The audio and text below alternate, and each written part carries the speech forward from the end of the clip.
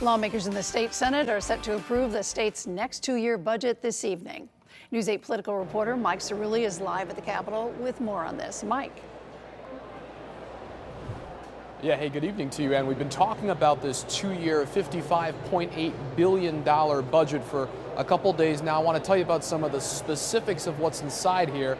By far, one of the biggest priorities is education. The state every year provides billions of dollars worth of aid to local school districts. Local towns, cities would not be able to balance their school budgets without this money they get from the state. And they have been calling out for more of it. They've been calling out for more of it this whole legislative session, particularly focused on the issue of special education, the costs incurred by special education. In some districts, 20–30% of their school budgets are taken up by special education costs, particularly what they call excess costs. These are the costs of educating and helping out those students who have the most special education needs. So listening to towns, seeing those ballooning special education costs, state lawmakers who developed this budget, they've put about $80 million per year for the next 2 years to try and go and rein some of those special education costs in. There's various grants. If you add them all up, the governor's budget office says it comes to about 80 per year.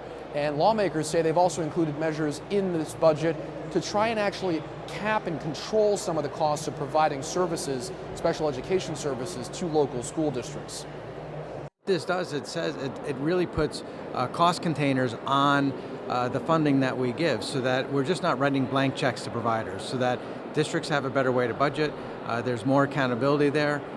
Municipalities know what their bottom line might be, but also the providers know what their bottom line is too. We're not making priority investments towards excess costs to offset property relief and to properly fund special education costs, and at the same exact time, we're blowing by our fiscal guardrails. As you can see there, this is actually an area where Republicans, for example, in the House of Representatives have proposed actually more spending than the Democrats have wanted. They would like to divert some spending from other things like union employee pay raises at the state government to do that. And you heard the state Senate minority leader there talk about that trickle effect. He mentioned property tax relief.